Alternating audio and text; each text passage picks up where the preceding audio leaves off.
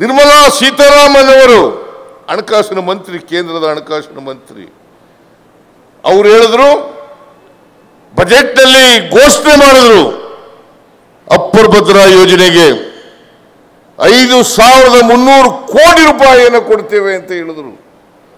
ಇಲ್ಲಿ ಬಸವರಾಜ ಬೊಮ್ಮಾಯಿ ಅವರು ಮುಖ್ಯಮಂತ್ರಿ ಆಗಿರುವಾಗ ಅವರು ಬಜೆಟ್ ಮಂಡಿಸಿದಾಗ 5,300 ಕೋಟಿ ರೂಪಾಯಿ ಕೊಡಿಸೋದ್ರ ಜೊತೆಗೆ ಅವರಿಗೆ, ಪ್ರಧಾನಮಂತ್ರಿಗಳಿಗೆ, ನರೇಂದ್ರ ಮೋದಿ ಅವರಿಗೆ ಧನ್ಯವಾದಗಳನ್ನು ಹೇಳಿದ್ರು, ಕೇಂದ್ರ ಸರ್ಕಾರಕ್ಕೆ ಧನ್ಯವಾದ ಹೇಳಿದ್ರು. ಇವತ್ತಿನವರಿಗೆ ₹1 ಬಂದಿಲ್ಲ. ಇಲ್ಲಿ MP ಕೇಳಿ, ಯಾರು ಜೊಲ್ಲೆನಾ MP? ಜೊಲ್ಲೆ ಆ ಕಡೆ ಯಾರು ಪಾಪ ಹೆಣ್ಮಗಳು ಯಾರೋ ಇದ್ದಾರೆ ಅಲ್ಲಿ ಬೆಳಗಾಂನಲ್ಲಿ. ಇವರು 25 ಜನ ಗೆದ್ದೋದ್ರು ಇಲ್ಲಿಂದ. 25 ಜನ ಏನು ಬೆಳಗಾಂನಲ್ಲಿ ಗೆಲ್ಸಿದ್ದು BJP ಅವರಿಗೆ. ಒಂದು ದಿನ ಬಾಯಿ ಬಿಟ್ಟಿದ್ದೀರೇನ್ರಿ? ಹೇಳಿ ನೀವೇ, ಒಂದು ದಿನ ಬಾಯಿ ಬಿಟ್ಟಿದ್ದೀರಾ? ಅಪ್ಪರ್ ಕೃಷ್ಣ ಬಗ್ಗೆ ಮಾತಾಡಿದ್ದೀರಾ? ಮಾದಾಯಿ ಬಗ್ಗೆ ಮಾತಾಡಿದ್ದೀರಾ? ಅಪ್ಪರ್ ಭದ್ರಾ ಬಗ್ಗೆ ಮಾತಾಡಿದ್ದೀರಾ?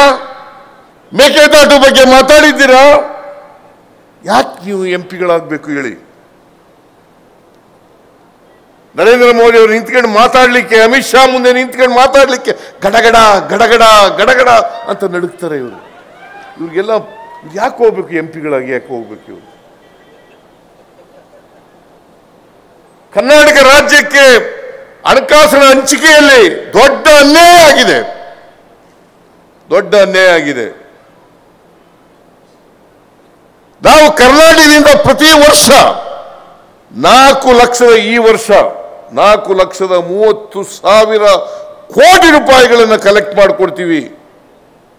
Income tax, corporate tax, custom duty, GST, petrol diesel ಮೇಲೆ ಟ್ಯಾಕ್ಸ್, ಸರ್ಚಾರ್ಜ್, ಸೆಸ್ 4,30,000 ಕೋಟಿ ನಮಗೆ ವಾಪಸ್ ಬರ್ತಕ್ಕಂಥದ್ದು ಬರೀ 50,257 ಕೋಟಿ.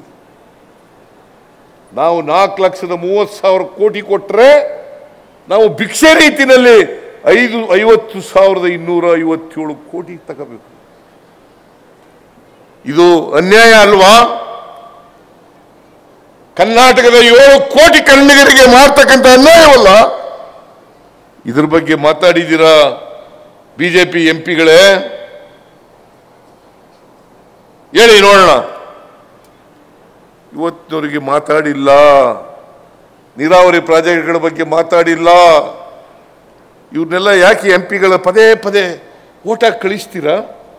ದಯಮಾಡಿ ನಿಮ್ಮಲ್ಲಿ ಕೈ ಮುಗಿದು ಪ್ರಾರ್ಥನೆ ಮಾಡ್ತೀನಿ, ಈ ಅನ್ಯಾಯ ಸರಿಪಡಿಸಬೇಕು.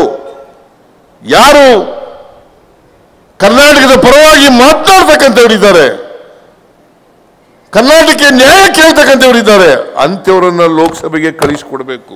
ದಯಮಾಡಿ ಈ ಸಾರಿ BJP ಅಭ್ಯರ್ಥಿಯನ್ನ ಸೋಲಿಸಿ ಕಾಂಗ್ರೆಸ್ನ ಅಭ್ಯರ್ಥಿಯನ್ನ ಗೆಲ್ಲಿಸಬೇಕು ಅಂತೇಳಿ ನಿಮ್ಮಲ್ಲಿ ಅತ್ಯಂತ ಕಳಕಳಿಯಿಂದ ಪ್ರಾರ್ಥನೆಯನ್ನು ಮಾಡಲಿಕ್ಕೆ ಬಯಸ್ತಾ ಇದ್ದೇನೆ.